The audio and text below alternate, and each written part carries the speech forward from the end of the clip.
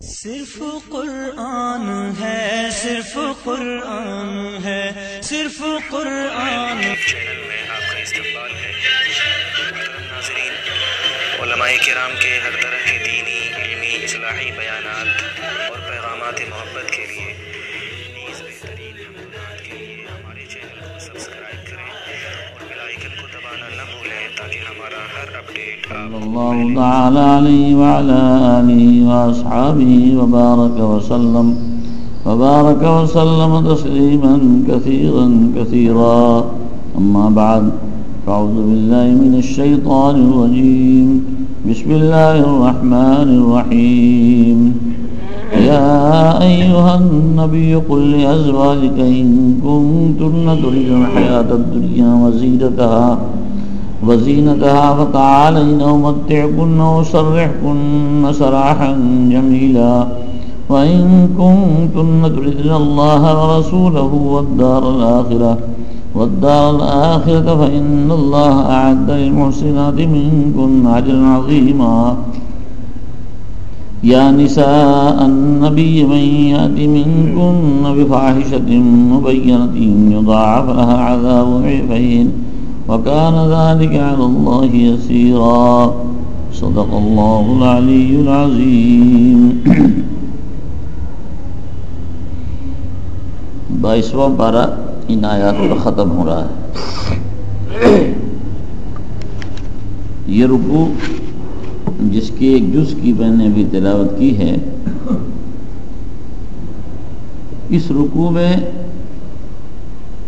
اللہ تبارک و تعالیٰ نے ازواج مطہرات جناب نبی کریم صلی اللہ علیہ وسلم کی زوجات کو جو کہ ام المومنین ہیں کچھ ہدایتیں دی ہیں، اور یہ ہدایتیں براہ راست رسول اکرم صلی اللہ علیہ وسلم کی عظمت اور ان کی تعظیم سے متعلق ہے، لیکن حضور اکرم صلی اللہ علیہ وسلم کی تعظیم در حقیقت دین کی تعظیم ہے، اللہ کی تعظیم ہے۔ دین اسلام آپ کی ذات سے کوئی جدا چیز نہیں ہے۔ حضور اکرم صلی اللہ علیہ وسلم کی زندگی، آپ کا اسوہ حسنہ، آپ کا طریقہ یہی دین ہے۔ اس لیے رسول اکرم صلی اللہ علیہ وسلم کے حقوق جو جتنا بجا لائے گا وہ اتنے ہی دین پر قائم اور مستقیم ہوگا۔ دور اور نزدیک کے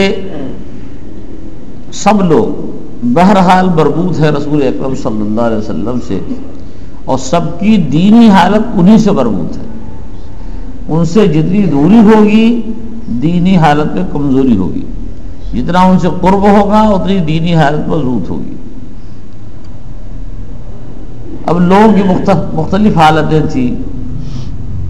سب سے زیادہ قرب جو آدمیوں سے ہوتا ہے ظاہری اعتبار سے، وہ بیویوں کو اپنے شوہروں سے اور شوہروں کو اپنی بیویوں سے ہوتا ہے۔ اس قرب میں کوئی حجاب نہیں ہے، کوئی پردہ نہیں ہے،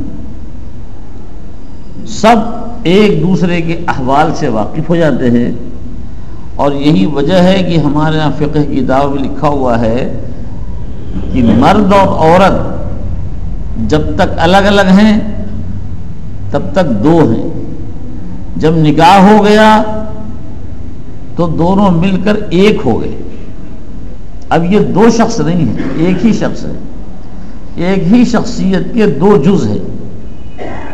جیسے انسان کے دو ہاتھ ہیں تو ایک ہاتھ یہ ہے اور ایک ہاتھ یہ ہے، یہ دونوں الگ الگ نہیں ہیں، ایک ہی ہے، بس یہ دو ہاتھ، دو آنکھیں ہیں، ایک آنکھ یہ ہے ایک آنکھ یہ ہے، دیکھنے میں دو ہیں مگر حقیقت میں ایک ہی ہے۔ یہ دو اجزاء ہیں، دو پاؤں ہیں، یہ ایک ہی انسان کے دو اجزاء ہیں۔ ایسی نکاح ہو جانے کے بعد عورت اور مرد کا تعلق ایسا ہوتا ہے کہ اب یہ دونوں دو نہیں رہے بلکہ ایک ہی ہو گئے، ایک جز مرد ہے ایک جز عورت ہے۔ یہ وجہ ہے، فقہ نے لکھا ہے کہ اولاد ہوتی ہے تو یہ نہیں کہا جاتا کہ آدھی اولاد مرد کی ہے اور آدھی اولاد عورت کی ہے. بیٹا آدھا مرد کا ہے، بیٹا آدھا عورت کا ہے. پورا بیٹا مرد کا ہے، پورا بیٹا عورت کا ہے. اس کا مطلب کہ دونوں ایک ہو گئے ہیں. اگر دونوں ایک نہ ہوتے، الگ الگ ہوتے، تو ضرور بیٹے کی بھی تقسیم ہو جاتی کہ آدھا بیٹا اس کا، آدھا بیٹا اس کا. مگر عورت بھی کہتی ہے میرا بیٹا ہے، مرد بھی کہتا ہے، اور سب مانتے، سب جانتے ہیں اس کو. تو اس کا مطلب یہ ہوا کہ یہ دونوں اب ایک ہے، دو نہیں ہے. ظاہر بات ہے کہ ایک ہی جسم کے دو اجزاء، ایک ہی شخصیت کے دو اجزاء، ان میں جتنا قرب ہوگا باہر کی کسی چیز اتنا قرب نہیں ہو سکتا. اس لیے ظاہری اعتبار سے عورت کو شوہر کے ساتھ اور شوہر کو عورت کے ساتھ جو قرب ہے وہ کسی کو نہیں. پھر یہ بھی ہے کہ ایک کو دوسرے سے جو خوشی اور راحت ہے وہ کسی اور کے ساتھ وہ بات نہیں حاصل ہو سکتی. اللہ تبارک و تعالی نے ارشاد فرمایا کہ ہن لباس لکم وانتم لباس لہن. عورت تمہارا ملبوس ہے اور مرد عورت کا ملبوس ہے، ایک دوسرے کے لباس ہے. اور راحت ایک کو دوسرے سے اتنی پہنچتی ہے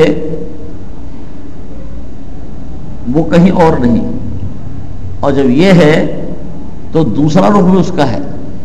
تکلیف بھی جب پہنچنے پر آتی ہے تو جتنی تکلیف ہو جاتی ہے دوسروں سے اتنی تکلیف نہیں ہوتی. اتنا قریب ہو کے بہرحال شخصیت تو الگ ہی الگ ہے، ویسے ایک ہو گئی ہے.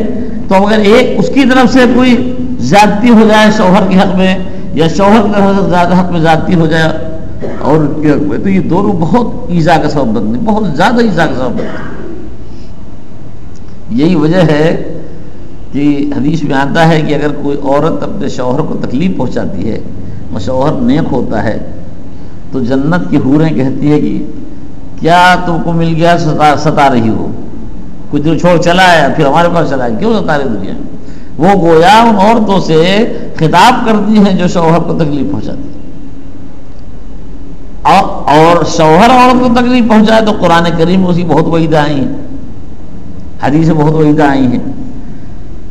تو بہرحال ان دونوں میں جتنا قرب ہے اتنا قرب کسی میں، اور ایک کو دوسرے سے جتنی راحت اتنی راحت کہیں اور نہیں. اور اسی قیاس پر ایک کو دوسرے جو تکلیف ہے وہ کسی شوہر کو عورت کی رعایت کرنی ضروری ہے. اللہ تعالیٰ فرماتے ہیں وعاشروہن بالمعروف، ان کے ساتھ معاشرت رکھو، ان کے ساتھ معاملہ رکھو، ایسا معاملہ جو معروف ہے، اچھا، بہتر، جس کو لوگ جانتے پہچانتے کہ ہاں عورت کے ساتھ یہی معاملہ ہونا چاہیے. وعاشروہن بالمعروف. اگرچہ تم کو ان کی کوئی چیز ناپسند آ رہی ہو تب بھی وَإِن كَرِهْتُمُوهُنَّ، اگرچہ تم کو ناپسند آ رہی تب بھی ان کے ساتھ معاملہ اچھا چاہیے. تو جب یہ ہے رسول اکرم صلی اللہ علیہ وسلم کے ساتھ بھی یہ معاملہ تھا، آپ کے ساتھ ازواج تھی،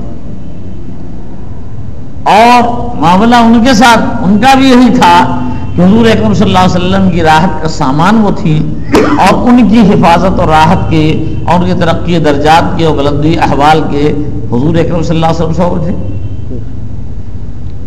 مگر آدمی اسی محبت کی بنا پر عموماً مار کھا جاتا ہے. ایک آدمی دیندار رہنا چاہتا ہے، اپنی طبیعت سے وہ دیندار ہے، مگر عورت نہیں ہے ایسی، تو عورت کی محبت میں اس کی بھی دینداری چلی جاتی ہے. وہ کہے گی کچھ، یہ محبت میں وہ ٹال نہیں سکیں گے، اور ٹال بھی دیں گے تو عورت پھر ایسے ایسے حربے استعمال کرے گی کہ یہ سب ٹالنا ختم ہو جائے گی. اسی لیے حضور اکرم صلی اللہ علیہ وسلم نے ارشاد فرمایا کہ ایک زمانہ ایسا آئے گا کہ لوگ اپنے دین کو برباد اپنے گھر والوں کو ایسا کریں گے. ایک آدمی چاہے گا کہ میں دیندار ہوں، مگر اس کی بیوی تانا دے گی، اس کے گھر والے اس کو تانا دیں گے، اور تانا سے مجبور ہو کر بھاگے گا کہ اچھا ٹھیک ہم بھی دنیا کما کے دکھا دیتے ہیں. بس وہ ٹھیک دنیا کما کے دکھانے لگتا ہے تو پہلے دین ہی وہ کھاتا ہے، پہلے اپنا دین کھا جائے گا تب دنیا کما کے دکھائے گا. تو نتیجہ کہ دین آدمی کا برباد ہو جاتا ہے. جہاں آپس میں ایک دوسرے سے بہت تعلق اور محبت، وہیں آپس میں ایک دوسرے سے بہت تاثر بھی ہے. سب کی بات ٹالی جا سکتی ہے، عورت کی بات نہیں ٹالی جا سکتی، اس لیے کہ اور روز کا ساتھ اور ٹالنی بھی نہیں چاہیے، یہ ہے بھی جس کا ساتھ روز کا ہے اس کی دلجوئی کرنی ضروری ہے، اگر اس کی دلجوئی نہ کی گئی تو آدمی کی زندگی مصیبت ہو کے رہ جائے گی۔ لیکن یہ دلجوئی کی بھی ایک حد ہے، اور وہ حد یہ ہے کہ دائرے شریعت میں ہو، شریعت کے دائرے سے باہر نہ ہو۔ اگر شریعت کے دائرے سے باہر دلجوئی کی گئی تو وہ بھی گنہگار، یہ بھی گنہگار، دونوں نے اپنا دین ناش کر دیا۔ اس نے حضور اکرم صلی اللہ علیہ وسلم کے ساتھ ایک ایسا واقعہ پیش آیا، اور یہ واقعہ کوئی گناہ کا واقعہ نہیں تھا، ایسا نہیں تھا کہ ازواج مطہرات کی طرف سے کوئی گناہ ہوا ہو، بس شان پیغمبری، بیت نبوت کی شان کی وہ خلاف تھا۔ اور حضور اکرم صلی اللہ علیہ وسلم کے ہاں اس کا کوئی معنی نہیں تھا کہ لوگوں کی دنیا کی وجہ سے آپ کوئی تاثر لے لیں اور اپنے دین میں کوئی کمزوری، آپ ہی تو دین تھے تو اس پہ آپ اگر کمزوری آپ کا تو دین ہونا مشتبہ ہو جائے گا، ایسا کوئی نہیں مسئلہ تھا۔ ازواج مطہرات کی طرف سے ایک مرتبہ خاص بات پیش آئی تھی، اور عورتیں ہیں ان کو حق رہتا ہے اپنے شوہروں پر، زور رہتا ہے، ان سے مطالبہ کر سکتی ہیں، فرمائش کر سکتی ہیں، روٹ سکتی ہیں۔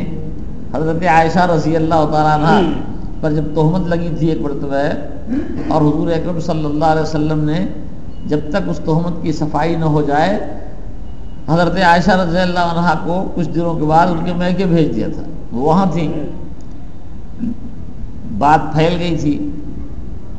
تو حضور اکرم صلی اللہ علیہ وسلم کے اوپر جب آیت نازل ہوئی ہے برات کی، تو حضرت صدیق اکبر رضی اللہ تعالیٰ عنہ نے کہا حضرت عائشہ سے کہ حضور اکرم صلی اللہ علیہ وسلم کو شکریہ ادا کرو، تمہاری برات ہو چکی، اب تم پر کوئی الزام نہیں ہے۔ تو حضرت عائشہ نے کہا کہ مکہ ہے کہ ان کا شکریہ ادا کروں، میں تو اللہ کا شکریہ ادا کروں گی، انہوں نے کون سے کسر چھوڑی، تم کو بھیج ہی دیا تھا۔ یہ کیا تھا؟ یہ شوہر ہونے کا، بیوی ہونے کا ناز تھا، اور یہ گوارا کیا گیا، اس پر حضور نے کوئی عتاب نہیں فرمایا۔ تو ایک خاص واقعہ یہ ہوا، حضور اکرم صلی اللہ علیہ وسلم کی جو نصرت تھی اور آپ کی تنگی تھی، تنگ دستی تھی، وہ آپ کی اختیاری تھی۔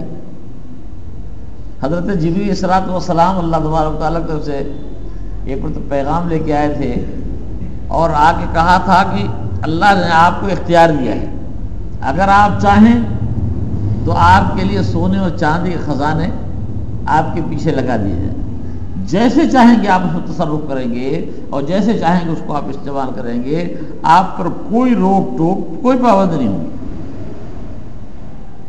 جیسے سلیمان علیہ السلام کے لیے اللہ تعالیٰ نے اجازت دی تھی، وہ بادشاہی خزانے کے مالک تھے، تو ان کو اجازت دی کہ بلا حساب کی تم اس میں سے جیسے چاہو تصرف کر سکتے ہو، مگر منشا اللہ کی یہ نہیں تھی، اجازت تو تھی۔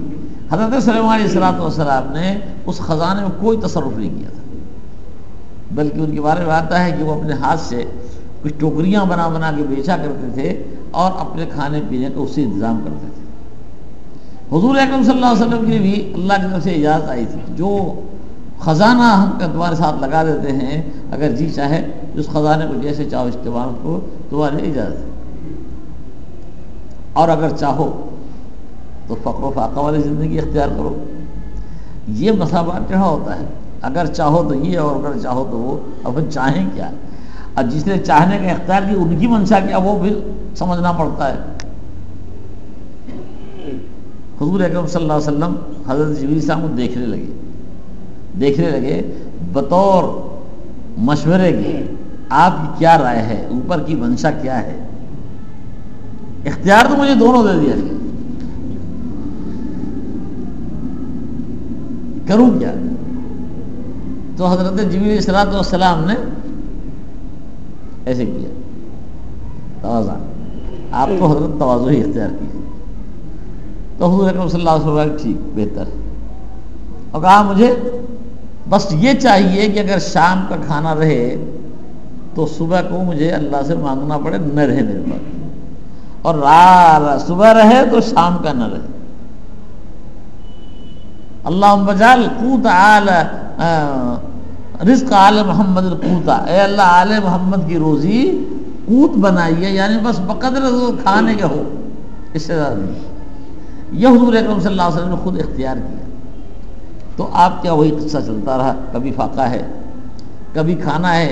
روایتوں میں آتا ہے کہ فجر کی نماز پڑھنے کی کچھ دیر کے بعد آپ گھر میں تشریف لے آتے تھے اور پوچھتے تھے کچھ کھانے کو ہے؟ اگر گھر میں یہ کہا گیا کہ ہاں ہے کھانے کو، پیش کر دیا گیا، تو آپ تناول فرما لیتے تھے، اور اگر کہا گیا کہ نہیں کچھ نہیں ہے تو فرماتے اچھا تو ٹھیک ہے میں روزہ رکھتا ہوں، بس روزے کی نیت کر لیتے تھے۔ روزے کی نیت دوپہر سے پہلے کی جا سکتی ہے، تو اس وقت حضور اکرم صلی اللہ علیہ وسلم روزے کی نیت کر لیتے، نہیں آج کوئی بڑا کوئی حاکم اب کر سکتا ہے ایسا؟ ایک تو نہ ہو اس کا سوال ہی کر، ہم جیسے غریبوں کے ابھی نہ ہو کوئی سوال نہیں ہے، ہر دم رہتا ہے، اور اگر جس دن نہ ہو کہہ دیا گیا تب تو قیامت ہی آ جائے گی، ارے اتنا عورتیں الگ چلائیں گی، اس گھر میں تو فاقہ ہوتا ہے، خود مرد کو بدحواسی الگ ہو جائے گی، یا اللہ اب وہ وقت آ گیا کہ کھانے گھر میں نہیں۔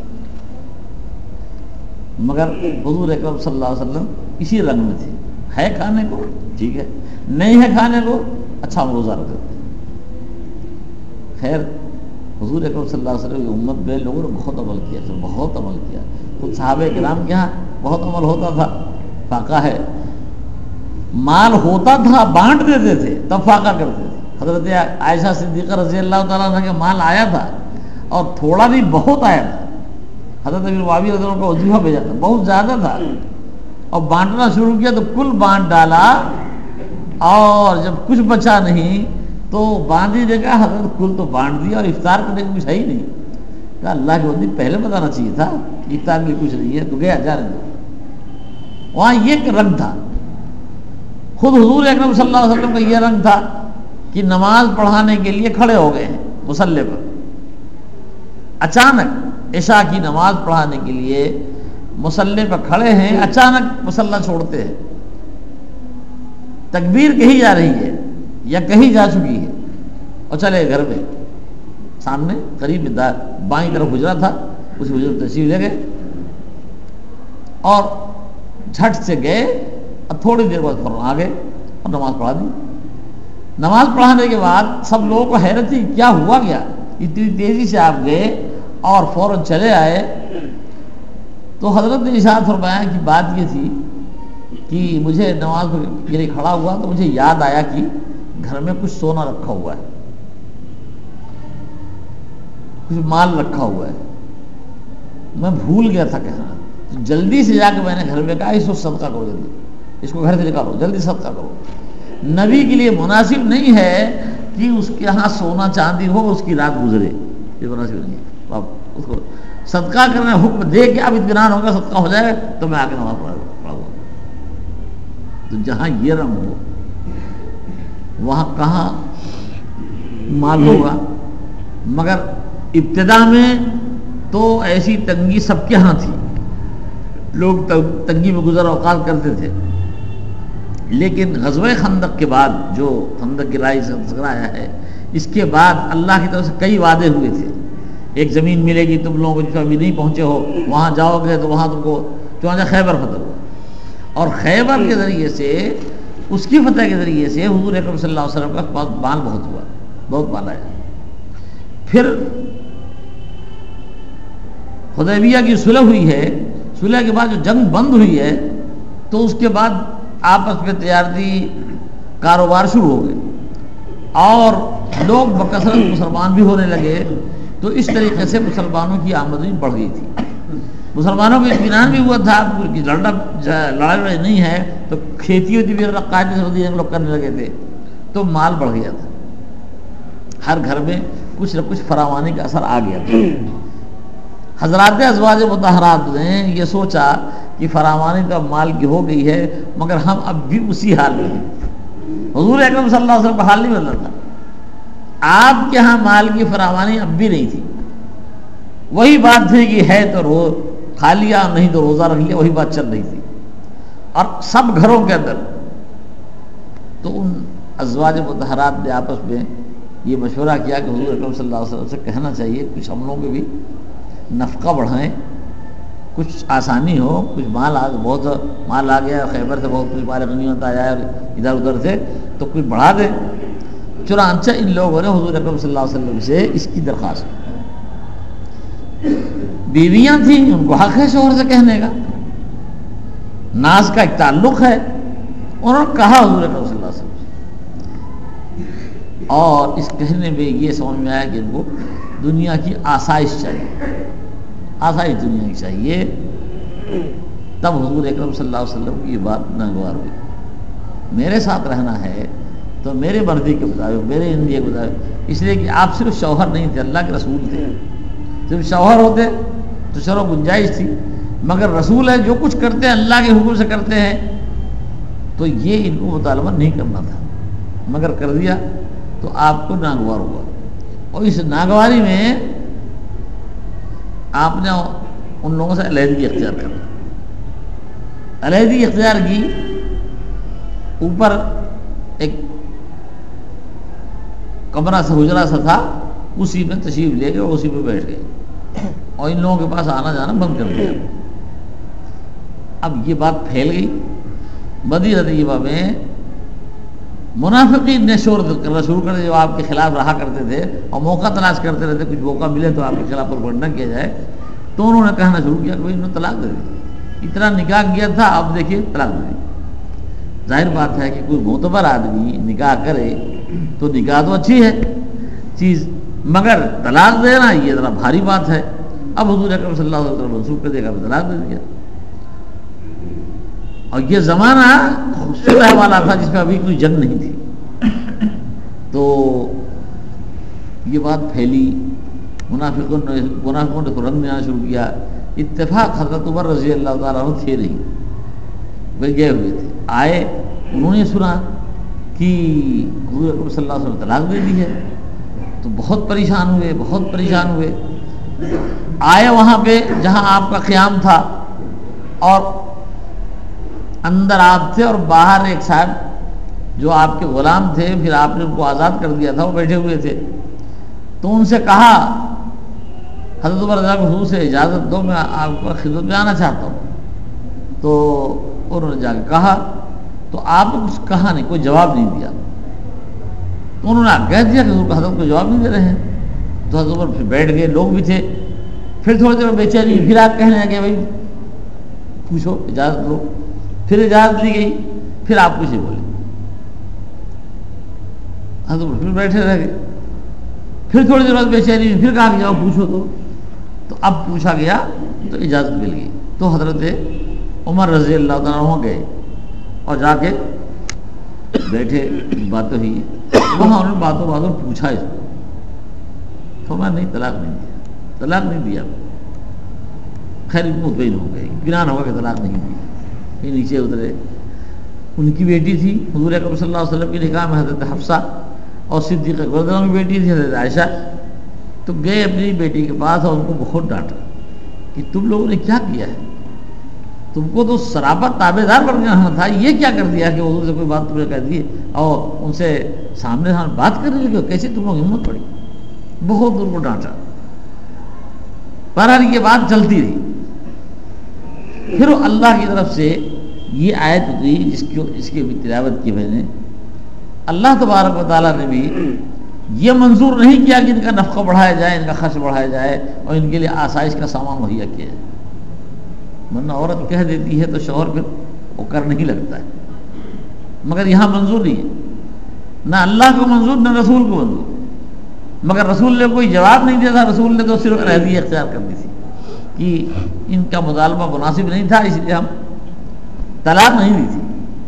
اب اللہ کی طرف سے یہ آیت نازل ہو رہی ہے، یا ایھا النبی قل، اے نبی اپنی بیویوں سے کہہ دیجئے، قل لازواجک، اپنی بیویوں سے کہہ دیجئے، ان کنتن تردن الحیاۃ الدنیا وزینتها فتعالین امتعکن واسرحکن سراحا جمیلا.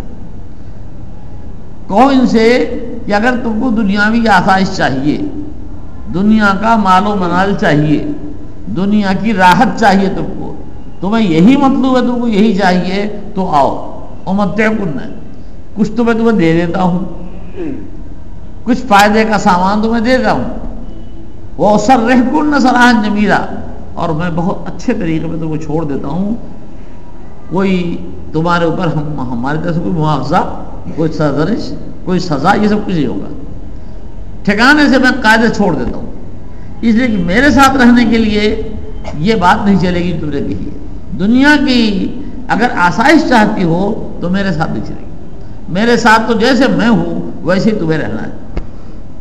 ساری امت کے لیے نمونہ حضور اکرم صلی اللہ علیہ وسلم ہے، تو ساری امت کے لیے عورتوں میں ان کو نمونہ بننا ہے۔ تو اگر تم چاہتی ہو دنیا کے سامان کیا آسائش، تو بسم اللہ میں کچھ آسائش کا سامان دے دیتا ہوں اور چھوڑ دیتا ہوں، سراحً جمیلا، اچھی طریقے سے چھوڑ دیتا ہوں۔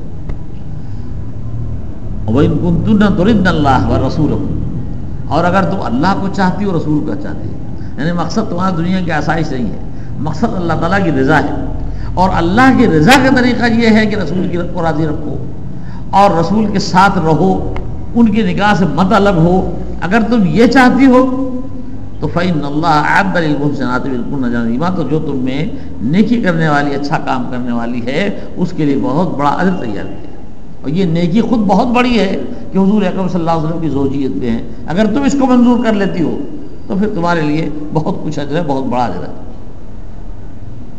یہ تعلیم دی، یہ بتایا گیا، حضور اکرم صلی اللہ علیہ وسلم نے اپنی ازواج مطہرات سے بات کہی، آپ کو حکم دیا کہ کہو اس کو، اسی کو کہتے ہیں آیت تخیر، اختیار دیا، اختیار ہے ان عورتوں کو کہ چاہے حضور اکرم صلی اللہ علیہ وسلم کے ساتھ رہیں، اور اگر نہ رہنا چاہیں تو طلاق کو مل جائے گی آسانی سے، اور یہ جا کے دوسرا کوئی نکاح کریں اور پھر وہاں آرام سے رہیں۔ جہاں رہنا ہے تو اسی طریقے سے رہنا ہے، یہاں دنیا مطلوب کے درجے میں آ جائے یہ ہو ہی نہیں سکتا، ممکن نہیں ہے کہ دنیا کو مطلوب بنا لیا جائے۔ حضور اکرم صلی اللہ علیہ وسلم کی زوجیت میں ہیں، یہ دنیا کو مطلوب بنا کے آپ کی زوجیت میں نہیں رہ سکتے، یہ اختیار اب اختیار کرو۔ حضرت جب یہ آیت نازل ہوئی تو سب سے پہلے حضرت عائشہ صدیقہ رضی اللہ تعالیٰ عنہ سے آپ نے یہ بات فرمائی، اور ان سے بہت ہی محبت تعلق تھا، ان سے بھی تعلق تھا، اور ان کے باپ صدیق اکبر رضی اللہ تعالیٰ حضور اکرم صلی اللہ علیہ وسلم سب سے قریبی صحابی، سب سے زیادہ مددگار، یہاں تک کہ حضور نے یہ فرما دیا تھا کہ جتنے لوگوں نے میرے اوپر احسانات کیے ہیں سب کا میں بدلہ دے چکا ہوں سوائے ابوبکر کے، ان کا نہیں۔ اب ان سے بہت گہرا تعلق، ان کی بیٹی ہے، تو ان سے کہا حضور اکرم صلی اللہ علیہ وسلم سے کہ بھئی دیکھو ایک بات میں تم سے کہنے والا ہوں، ایک بات پوچھوں گا، میں کہوں گا، مگر جواب دینے میں جلدی مت کرنا، نہیں عورتیں ٹھلک جائیں تو فور کٹ کر نہیں۔ ہمارے دوست تھے وہ عورت سے بیوی سے بات ہو گئی، ہم کے طلاق دے دو، نہیں وہ طلاق دے دو، کیا اللہ اتنی آسانی سے مانگ، وہ تو طلاق دے دیتے ساری دنیا مولوی صاحب کو دعوت دیتے کہ مولوی صاحب ہے اور بیوی طلاق دے دی، اور جھگڑا کرنے کے لیے مجھے طلاق دے دو۔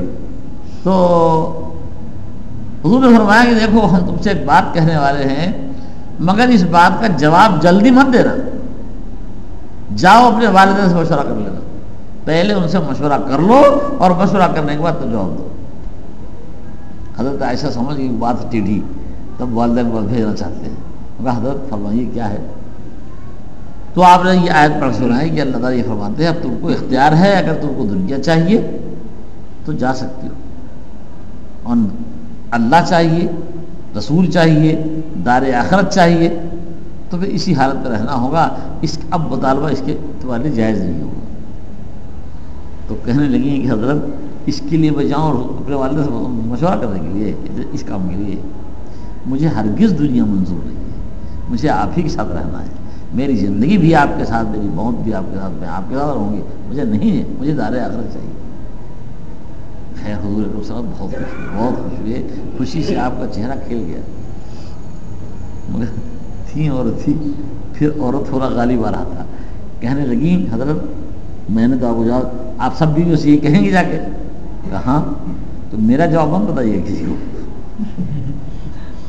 میرا جواب مت بتائیے اور نہیں جاؤ سو کے لیے رہنما بن جائے گا، تو میرا جواب مت بتائیے گا۔ تو حضور نے فرمایا کہ نہیں بھائی، مجھ سے کوئی پوچھ دے گا تو بتا دو، اگر مجھ سے کسی پوچھا کہ عائشہ نے کیا جواب دیا ہے تو بتاؤں گا۔ پیغمبر کا منصب تو پیغمبر کا منصب ہے، وہ یہ سب جانبداری کیا نہیں آ جاتا، اگر مجھ سے پوچھا تو بتا دو۔ خیر اس کے بعد حضور اکرم صلی اللہ علیہ وسلم نے تو آپ ہی کی تربیت یافتہ تھی، آپ ہی کی تربیت دی ہوئی تھی، بھلا کوئی ایسی بھی ہوتی جو کہتی کہ نہیں میں آپ کے ساتھ نہیں رہوں گی؟ کسی نے سوچا بھی نہیں، کچھ بھی نہیں، ہمیں آپ کے ساتھ رہنا منظور ہے، جس طریقے سے ہم رکھیں، وہ ہم سے غلطی ہوگی، ہماری غلطی کی معافی، ہم نے مطالبہ کیا ہماری غلطی کی۔ یہ ہے ازواج مطہرات کے لیے تعلیم، اور اس تعلیم میں پوری امت کے لیے تعلیم پینا ہے کہ حضور اکرم صلی اللہ علیہ وسلم نے جیسا چاہا ہے ویسے ہی رہیے۔ مالداری کو، دولت کو آپ نے منع نہیں فرمایا ہے، لیکن دولت کے حق کو ادا کرنے کا حکم دیا ہے کہ اس کا حق ادا کیا جائے، اور اس کا حق دو طرف ہوتا ہے، آنے میں بھی اور جانے میں بھی۔ دولت کس راستے سے آ رہی ہے اور دولت کس راستے پہ جا رہی ہے، ان دونوں کا ہے، قدغن لگی ہوئی ہے اور اللہ کے رسول کی طرف سے ہدایت لگی ہوئی ہے، یہ دونوں دیکھ رہے ہیں۔ تو اب ہر مسلمان حضور اکرم صلی اللہ علیہ وسلم کی منشا کو دیکھے اور ان کی منشا کے مطابق جو مال ہو اسے لے، اور نہیں تو چاہے جیسا ہو اس کو ہٹا دے، ہم کو نہیں چاہیے۔ یہاں اصل دین یہی ہے کہ منشا نبوت پہچانے آدمی کہ اللہ اور رسول کیا چاہتے ہیں۔ اگر مقصد ہے انشاءاللہ رسول کی رضا اور دار آخرت، تو پھر اس کو وہی کرنا ہوگا، اس کو آسائش دنیا کی کا ارادہ ہی نہیں کرنا، یہ ارادہ ہی نہیں کرنا۔ دے دے اللہ تعالیٰ میرا ارادہ ہے، ٹھیک آتی ہے، الہی ہے، قبول ہے، لیکن ہم اس کو مقصود نہیں بنا سکتے، یہ ہمارے لیے مقصود نہیں ہے کہ ہم دنیا کو اور دنیا کے ساز و سامان کو اپنا مداح بناتا سامان بنائیں۔ اگر یہ کسی کے لیے جائز ہوتا تو ازواج مطہرات کے لیے بالکل جائز ہوتا، لیکن ان کے لیے جائز نہیں ہے تو کسی کے لیے بھی جائز نہیں۔ آ جائے مال حاصل کرے آدمی، مگر مقصود بنا کر نہیں، اپنا مخدوم بنا کر نہیں، خادم بنا کر وہ آوے کام کرے رہے، لیکن یہ نہیں کہ ہم اسی کے لیے اپنے آپ کو قربان کر دیں اور تج دیں، وہ ضد نہیں کہ محور اسی کو بنا لے، یہ نہیں۔ تو فرمایا کہ خیر ان حضرات نے تو بالکل ہی صاف صاف کہہ دے کہ نہیں حضرت ہم کو کچھ نہیں چاہیے، اور اس کے بعد واقعی انہوں نے پوری زندگی، یہ تو حضور اکرم صلی اللہ علیہ وسلم کی وفات سے چند سال پہلے کی بات ہے، پھر آپ کی وفات ہو گئی، مگر اس میں کوئی بدلی نہیں، کوئی نہیں بدلی، مال کے اور دنیا کی آسائش کے سلسلے میں کسی میں کوئی تبدیلی نہیں آئی۔ جس کے پاس جو مال آیا، آسائش کا جو سامان آیا، سب دے دیا دوسروں کو، آیا بہت، لوگوں نے بہت بہت دیا ہے مگر سب دے دیا، نہیں رکھا اس کو، اس لیے کہ ہم کو بہرحال حضور کے ساتھ رہنا ہے اور آخرت کا گھر ہم کو چاہیے۔ تو فرمایا کہ قل لازواجک یا ایھا النبی، اے نبی اپنے ازواج سے کہیے کہ اگر تم دنیاوی زندگی کا ارادہ کرتی ہو اور اس کی زینت کو چاہتی ہو تو آؤ میں تمہیں کچھ فائدہ پہنچاؤں اور میں تم کو رخصت کر دوں، اچھی طرح رخصت کرنا، اور اگر تم چاہتی ہو اللہ کو اور اس کے رسول کو اور پچھلے گھر کو، تو اللہ نے تیار کیا ہے ان کے لیے جو تم میں سے نیکی پر ہیں بڑا ثواب، بہت بڑا ثواب تیار کیا۔ یا نساء نبی، پھر ارشاد فرماتا ہے اے نبی کی عورتوں، اے نبی کی بیویوں، من یأت منکن فاحشۃ مبینہ، جو کوئی تم میں سے برا کام، کھلا ہوا برا کام کرے گی، یہ برا کام سے مراد نافرمانی رسول کو تکلیف پہنچانا، رسول سے ایسا مطالبہ کر دینا جو رسول منظور نہ کریں، جس مطالبے کی وجہ سے رسول کے اوپر گرانی آ جائے، ایسی یہ فاحشہ مبینہ ہے۔ فاحشہ مبینہ کا مطلب یہ نہیں کہ خدا نہ خواستہ اللہ نہ کرے بدکاری وغیرہ کو، یا انبیاء کی بیویوں کو اللہ تعالیٰ بدکاریوں سے محفوظ رکھا ہے۔ کفر تو ہوا ہے مگر یہ جو ظاہری بدکاریاں ہوتی ہیں اسے نہیں۔ یا جو فرمانے مفسرین نے لکھا کہ اس سے مراد حضور اکرم صلی اللہ علیہ وسلم سے ایسا سوال کر دینا جو آپ کے اوپر گراں گزرے، جس کو آپ نہ پورا کرنا چاہیں، یہ فاحشہ ہوئی ہے، کوئی نافرمانی آپ کی۔ اگر کسی نے تم میں سے غلط کام کیا جو کھلا ہوا غلط ہے، یضاعف لہ العذاب ضعفین، یضاعف له العذاب ضعفین، تو اس کو دوہرا عذاب دیا جائے. بڑی حیثیت ہے، اور جس کی حیثیت بڑی ہوتی ہے اس کی غلطی بڑا درجہ رکھتی ہے. ایک مومن ہونا اور دوسرے نبی کی بیوی ہونا، یہ ڈبل حیثیت ہے. مومن ہونے کا تقاضا یہ ہے کہ آدمی گناہوں سے بچے، اور نبی کی بیوی ہونے کا تقاضا یہ کہ مزید اس کا اہتمام کرے، زیادہ سے زیادہ اس کا اہتمام کرے. اگر غفلت پائی گئی، سستی پائی گئی، تو اللہ تعالیٰ فرماتے ہیں کہ یضاعف له العذاب ضعفین، اس کے لیے عذاب دوگنا ہوگا. وَكَانَ ذَلِكَ عَلَى اللَّهِ يَسِيرًا، اور یہ بات اللہ کے اوپر آسان ہے.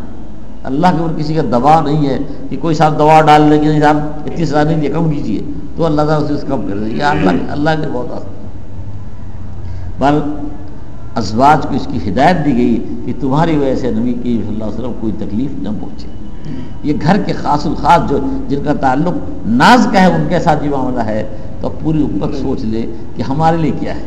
حضور اکرم صلی اللہ علیہ وسلم کے ساتھ ہمارا معاملہ کیا ہے کہ ہماری کسی عمل کی وجہ سے، ہمارے کسی کام کی وجہ سے آپ کو ایذا پہنچے، یہ بالکل مناسب ہے، بالکل صحیح نہیں ہے. اللہ تبارک و تعالی ہم سب کو توفیق عطا ہے. پارہ یہاں ختم ہوا ہے. اب اس آیت کا دوسرا جز آ رہا ادھر، مجھے تھکان بہت معلوم ہوتی، اس لیے میں آج اسی پہ اکتفا کرتا ہوں. اللہ تبارک و تعالی توفیق عطا فرمائے. اللہم صلی علی سیدنا محمد.